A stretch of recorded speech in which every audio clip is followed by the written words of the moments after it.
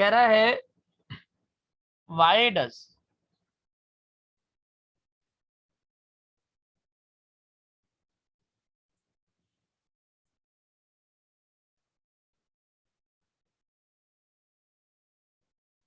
Just a moment बच्चों।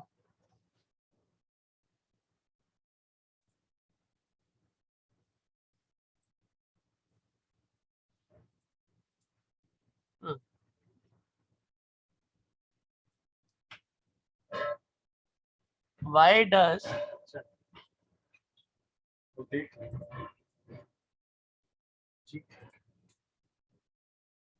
a stick or a pen, a stick or a pen or a pencil immersed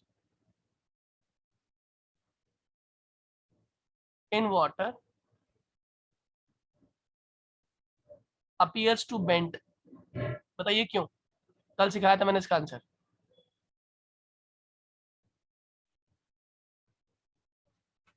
जल्दी बोलिए, what is the answer? Refraction की वजह से, due to refraction. तो main इसका reason तो रिफ्रैक्शन ही है, आया ना। लेकिन इसको प्रॉपर लिखेंगे कैसे? आप लिखोगे इट इज बिकॉज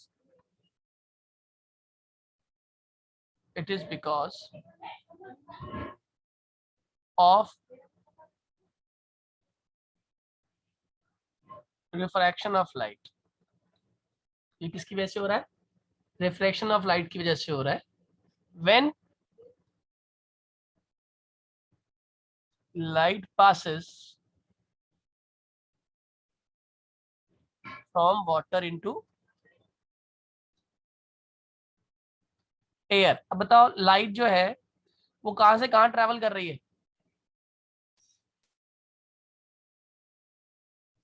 जल्दी बोलो, लाइट कहां से कहां ट्रेवल कर रही है? कौन से मीडियम से कौन से मीडियम में?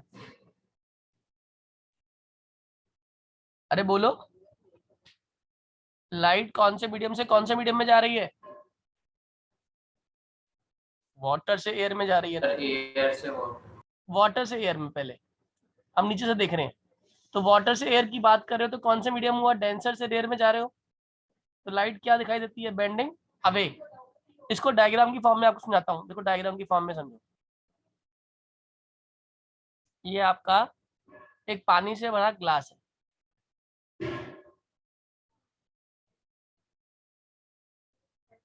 ये आपकी एक्चुअल पेंसिल है या स्टिक है, ये आपका पानी का लेवल हो गया। ठीक है, अब जैसे मान लीजिए मुझे यहाँ पे क्या ड्रॉ करनी पड़ेगी? इस पर्टिकुलर पॉइंट पे नॉर्मल ड्रॉ करनी पड़ेगी। ये नॉर्मल ड्रॉ कर दी। अब लाइट जा रही है रेयर से डेंसर, तो लाइट दिखाई देगी टुवर्ड्स द नॉर्मल, हाँ या ना। और अगर देख रहा हूँ डेंसर से रेयर, तो लाइट कहाँ जाएगी? Away from the normal. तो मुझे जो ये पेंसिल है या स्टिक जो है, ये इस तरीके दिखाई देगी। क्या असल में बेंट हुई होती है? क्या पेंसिल असल में बेंट होती है? आंसर है नो। क्यों? हमारी आई को जो दिखाई दे रही होती है ना, that is apparent image, is not the real image, it is the apparent image. और एपरेंट इमेज कैसे बनती है वो समझाता हूं आपको मैं। आपकी आई की टेंडेंसी है टू ऑलवेज सी ना स्ट्रेट डायरेक्शन, अब वो स्ट्रेट देख रही है। ओके, अब ये दोनों चीजें स्ट्रेट देख रही हैं, ये भी स्ट्रेट देख रही है, ये भी स्ट्रेट देख रही है। ठीक है, लेकिन लाइट यहाँ पे भी नॉर्मल ड्रॉ करनी पड़ेगी, यहाँ पर भी नॉर्मल ड्रॉ करनी पड़ेगी, लाइट बेंड हो जाएगी, हाँ या ना? जल्दी बोलो। ये बेंडिंग दिखाई है आपने, लेकिन लाइट को असल में दिखाई क्या देगा? क्योंकि आंख तो हमेशा क्या देखती है? सीधा। तो आई को तो दिखाई दे रहा है ना एक्चुअली में, वो दिखाई दे रहा है ये वाला हिस्सा, ये वाला जो इमेजिनरी हिस्सा है ना, ये वाला हिस्सा दिखाई दे रहा है इसको। तो आई को लग रहा है ये पेंसिल जो है बेंड हो गई है। क्यों? Because I has a tendency to see in a straight direction, straight line. तो क्या होता है कि जब आई देख रही होती है तो वो स्ट्रेट लाइन में देख रही होती है, और जबकि जो लाइट आ रही है वो लाइट बेंड हो गई होती है। और इस बेंडिंग ऑफ लाइट की वजह से मुझे जो ऑब्जेक्ट दिखाई दे रहा है वो भी हल्का सा बेंड दिखाई दे रहा है। तो ये जो बेंडिंग ऑफ लाइट है, ये फिनोमिना कहलाता है रिफ्रैक्शन। और रिफ्रैक्शन की वजह से ही आपकी जो पेंसिल होती है जो आपने इमर्ज करी, it appears to be bent. याद रहेगा, हाँ या ना? इसे एक एग्जांपल से और समझाता हूँ आपको, ध्यान देना, एक एग्जांपल और।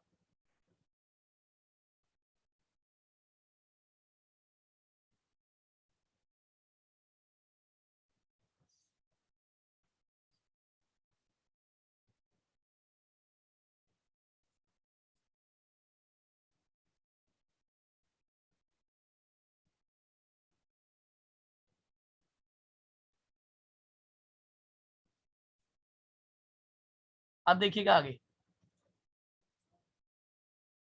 अब उसने कहा, क्वेश्चन लिखिएगा, क्वेश्चन नंबर 2 कह रहा है why N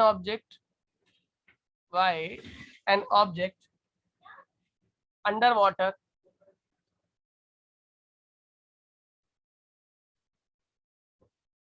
appears to be raised, उठा हुआ क्यों दिखाई देता है, जो पानी होता है। बताओ इसका आंसर, सोच के बताओ, सेम कहानी है वैसे। ये मान लो ऑब्जेक्ट की तरह लिख दो, कॉइन आ गया, एक कॉइन डाल दिया आपने पानी के बॉटम पे, तो वो कॉइन ऊपर क्यों दिखाई दे रहा है? सर क्योंकि इस बार एयर से वाटर में लाइट जा रही है। बात तो वही है, फिनोमिना तो वही है, लेकिन होता क्या है कि जो कॉइन या ऑब्जेक्ट की हम बात कर रहे हैं, जो आपको दिखाई दे रही है वो रियल इमेज नहीं है, वो कैसी इमेज है, वर्चुअल इमेज। और वो वर्चुअल इमेज क्यों बन रही है? वो वर्चुअल इमेज इसलिए बन रही है क्योंकि रिफ्रैक्शन ऑफ लाइट हो रही है। मैं इसको पहले डायग्राम से क्लियर करता हूँ, आप देखना।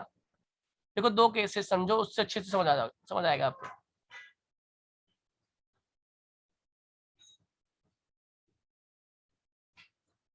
यहाँ पे सिक्का है,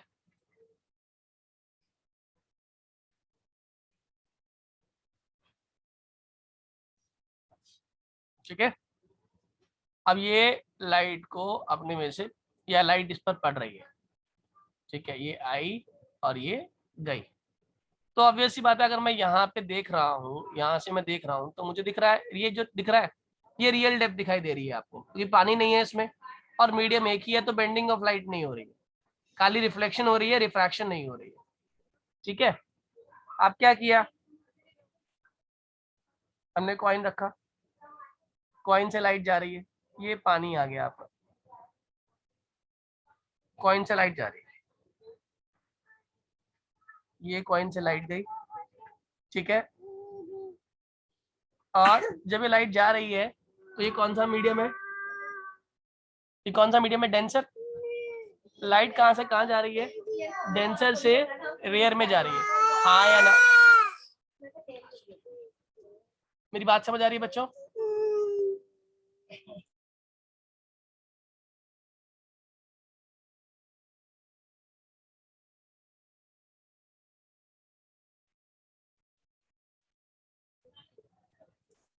देखिएगा, अब लाइट कहाँ से आ रही है, डेंसर मीडियम से, वही बेसिक बात वही है, सेम कहानी, कहीं पे लाइट जा रही है, यहाँ पर भी आप देख सकते हो कि लाइट जा रही है, यहाँ पर भी हमारी लाइट जा रही है बाहर।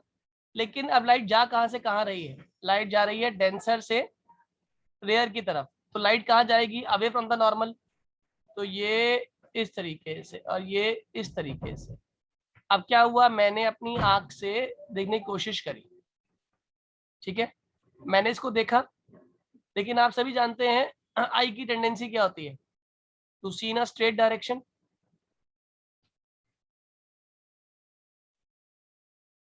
तो मुझे जो सिक्का दिखाई दे रहा है, वो सिक्का तो मुझे यहाँ दिखाई दे रहा है, हाँ या ना?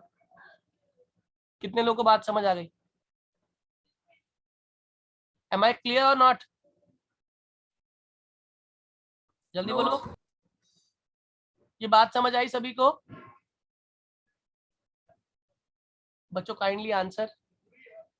हमें जो सिक्का नीचे था, जो सिक्का आपका नीचे पड़ा हुआ था, वो यहाँ था, है ना? लेकिन अब वो सिक्का कहाँ दिखाई दे रहा है, मुझे ऊपर दिखाई दे रहा है, क्यों? क्योंकि ये सिक्के की क्या दिखाई दे रही है, वर्चुअल इमेज। तो इसका आंसर क्या लिख कर आओगे आप, पहले सुन लीजिए। उसने बोला it is because of refraction of light, क्या लिखोगे? It is because of refraction of light we get virtual image, we get virtual image of the coin. हमें क्या मिल रही है? वर्चुअल इमेज मिल रही है कॉइन की। हाँ या ना? हाँ या ना बच्चों? Yes sir. जो कहाँ बन रही है? सरफेस के पास बन रही है, which is formed near to the surface, जो सरफेस के नजदीक बन रही है। ठीक है। और जैसे कि and since virtual image is near to water surface, is near to water surface, coin appears to be a bit raised या फिर to be rising on adding water। मेरी बात समझ आ गई सभी लोगों को? ये पूरी प्रोसेस समझ आई आपको, हाँ या ना? पूरी प्रोसेस समझ आ गई बच्चों? जल्दी बोलिए, अरे बोलो बच्चों, हाँ या ना? यस सर, आ गई। अब यही क्वेश्चन आपसे मैं Yes. ये पूछ लेता कि अगर हम किसी पूल को देख रहे हैं, स्विमिंग पूल को देख रहे हैं, why a pool of water appears to be less deep। देखो अब इसका डायग्राम आप तुरंत बना सकते हो। अब मान लीजिए ये एक स्विमिंग पूल है, इसके अंदर पानी भरा हुआ है, ये आपकी आई है जिससे आप देख रहे हो। ठीक है। यहाँ मान लो एक पॉइंट की हम बात कर रहे हैं, तो इस पॉइंट से लाइट रे जा रही है, कहाँ से कहाँ जा रही है? डेंसर से रेयर। तो ये कहाँ जाएगी?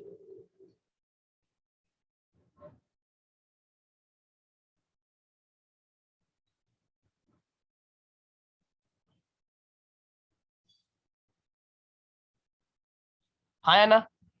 ये लाइट बेंड हो गई। अगर ये बेंड हो गई तो हमारी आई की टेंडेंसी क्या है? To see in a straight direction. तो हमें जो पूल की डेप्थ दिखाई देगी वो यहाँ दिखाई देगी, हाँ या ना? Yes sir. ये क्लियर हो गया? सभी को क्लियर हो गया? जल्दी बोलिए। तो इसका आंसर भी बिल्कुल वही है। आप क्या लिखोगे? When we look into pool, when we look into pool of water,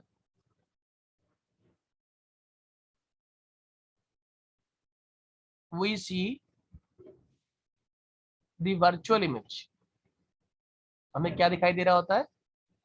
we see the virtual image of the bottom of pool.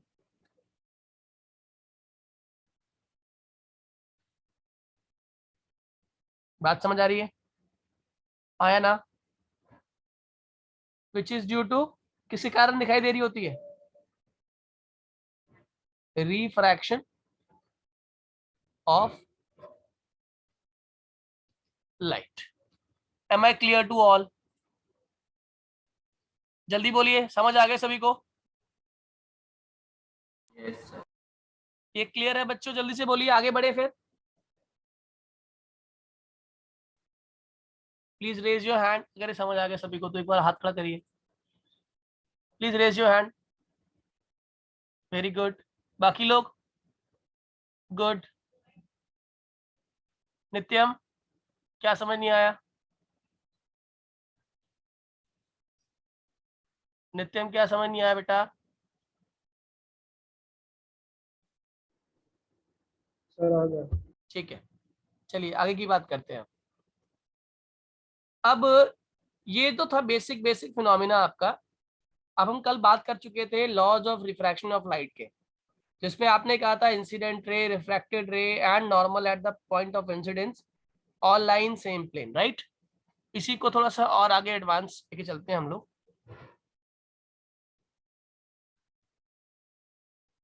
ये एक ग्लास स्लैब है, इस ग्लास स्लैब पे ऐसे लाइट आ रही है, कहाँ से आ रही है? रेयर से आ रही है। कहाँ जा रही है?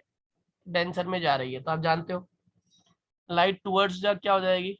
लाइट टूवर्ड द नॉर्मल चली जाएगी। ये जाना था इसको ऐसे, ये आ गई toward the normal. Am I clear to all? हाँ या ना? ये वाली रे जो है इसको आप क्या नाम देते हो? रिफ्रैक्टेड रे। ये कौन सी रे है? रिफ्रैक्टेड रे। और ये कौन सी रे है? Incident ray. ठीक, और ये क्या है आपका? नॉर्मल। अच्छा, नॉर्मल और इंसिडेंट रे के बीच में जो एंगल बन रहा है that is angle I. Normal और रिफ्रैक्टेड रे के बीच में जो एंगल बन रहा है that is angle R. Angle R क्या होता है? Angle of refraction. Angle I क्या होता है? Angle of incidence. Am I clear to all? हाँ या ना? कल हम एक बात कर रहे थे, आप लोगों ने पूछा भी था कि sine I upon sine angle R is equals to mu. आपने कहा ये म्यू क्या होता है? तो मैंने कहा था म्यू होता है रिफ्रैक्टिव इंडेक्स, और ये मैं समझाऊंगा कल आप लोगों को। तो आज समझते हैं हम लोग कि what is actually refractive index. क्या समझ आता है? बात समझ आ रही है? क्या रिफ्रैक्टिव इंडेक्स होता है, क्या समझाना होता है, ये हमें क्लियर करना है। देखो, रिफ्रैक्टिव इंडेक्स की जब हम बात करते हैं तो रिफ्रैक्टिव इंडेक्स बेसिकली क्या चीज होती है? ये प्रॉपर्टी होती है मीडियम की। Refractive index is the property of medium. क्या कहा मैंने? Refractive index is the property of medium due to which bending of light takes place. जिसकी वजह से बेंडिंग ऑफ लाइट होती है, उस प्रॉपर्टी ऑफ मीडियम को हम लोग क्या बोलते हैं? Refractive index. अब मेरे क्वेश्चन का जवाब देना। एक मीडियम है, वो बहुत ही ज्यादा डेंस है। एक मीडियम है जिसे पार्टिकल्स बहुत लूजली पैक्ड हैं। आप मुझे बताओ कौन सा मीडियम ज्यादा लाइट को बेंड कर पाएगा और क्यों? जल्दी बोलिए। अरे बताओ, कोशिश तो करो। मैं फिर से क्वेश्चन रिपीट करता हूं। मैंने कहा, मान लीजिए क्वेश्चन चेंज करके देता हूं, कि मैंने कहा रिफ्रैक्टिव इंडेक्स ऑफ ग्लास ज्यादा है रिफ्रैक्टिव इंडेक्स ऑफ वाटर से। तो इसका क्या मतलब समझ आ रहा है आपको? बताओ, स्पीड ऑफ लाइट ज्यादा ज्यादा लाइट जो है बेंड किस में करेगी? लाइट ज्यादा बेंड किस में करेगी बच्चों? आंसर भी देना है। विनायक, हर्षित, कनिष्क, नित्यम, पलक, ज्यादा लाइट सर बेंड वाटर। किस में करेगी? बोलिए। Sir water. गलत। वाटर में कैसे बेंड करेगी ज्यादा? ज्यादा डेंस कौन है? ये मोर डेंस है। हाँ या ना? जो जितना ज्यादा डेंस होगा, ऑब्वियस सी बात है, उसके पार्टिकल्स उतने ज्यादा होंगे। और जितने पार्टिकल ज्यादा होंगे, लाइट को ट्रैवल करना उतना ही मुश्किल होगा। हाँ या ना? तो याद रखिएगा, मोर द रिफ्रैक्टिव इंडेक्स, ये बता रहा हूं, लिख लीजिएगा इसको। More the refractive index, more will be bending of light. उतनी ही ज्यादा लाइट की बेंडिंग होगी। More will be bending of light. Am I clear to all? जल्दी बोलिए। जितना रिफ्लेक्टिव इंडेक्स ज्यादा, उतनी ही लाइट की बेंडिंग आपकी ज्यादा होगी। याद रहेगा? जल्दी बोलिए बच्चों, आंसर करिए। समझ आ गया? हाँ या ना?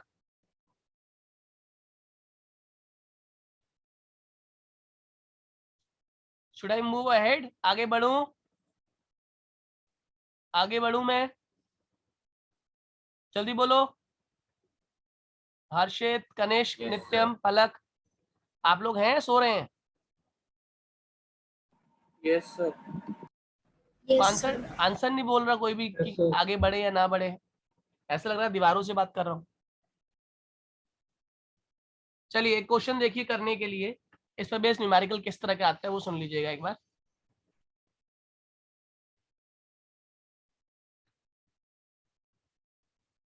कह रहा है बीम ऑफ लाइट, एक लाइट पास करिए आपने, a beam of light passes from air into substance X if angle of incidence is, angle of incidence कितना है इस बार आपको दिया हुआ, if angle of incidence is 72 degree and angle of refraction is 40 degree, calculate refractive index of substance। इस substance का refractive index निकालना है और आपको क्या गिवन है, साइन 72 डिग्री की वैल्यू भी दे रखी होगी, घबराना नहीं, ये 0.951 और साइन 40 डिग्री की वैल्यू दी हुई है आपको 0.642। 1 मिनट दिया, करके दिखाइए जल्दी से फटाफट सभी लोग, जल्दी करिएगा 1 मिनट में।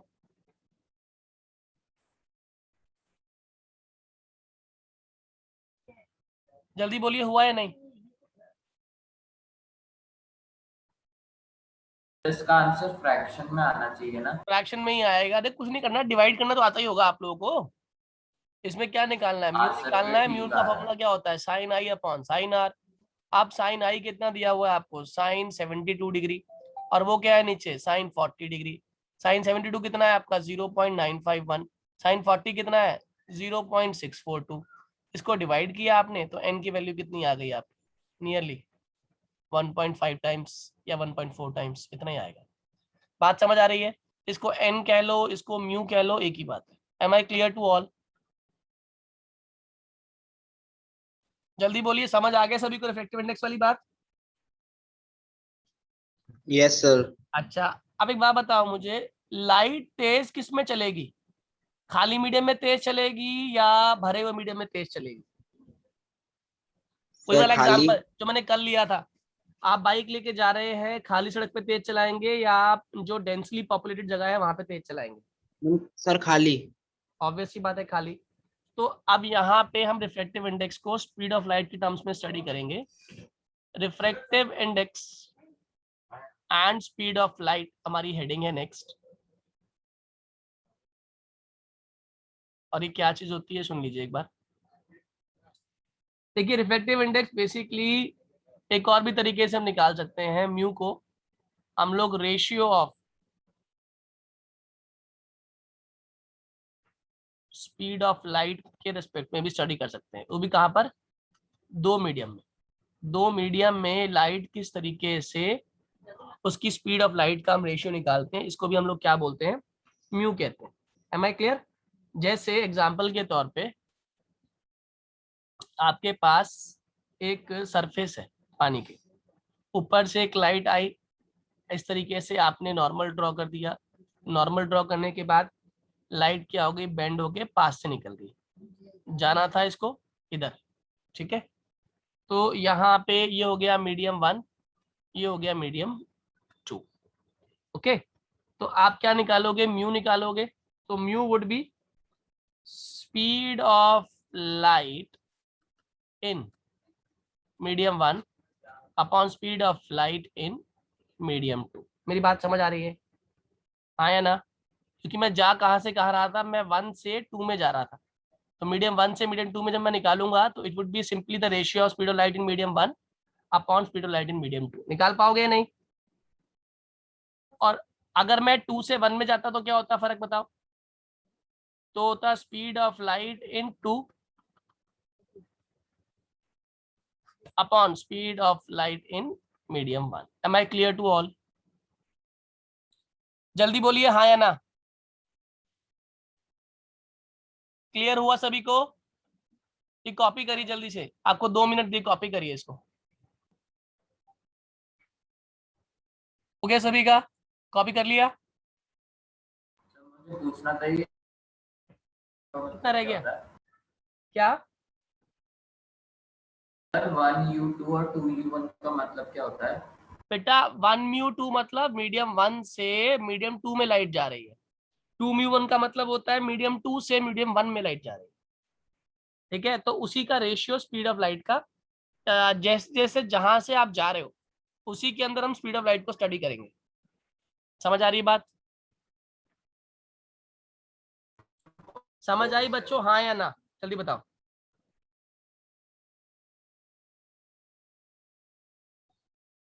जल्दी बोलिए, is it clear? Yes sir. ठीक है, एक बार दोबारा से इसको हम लोग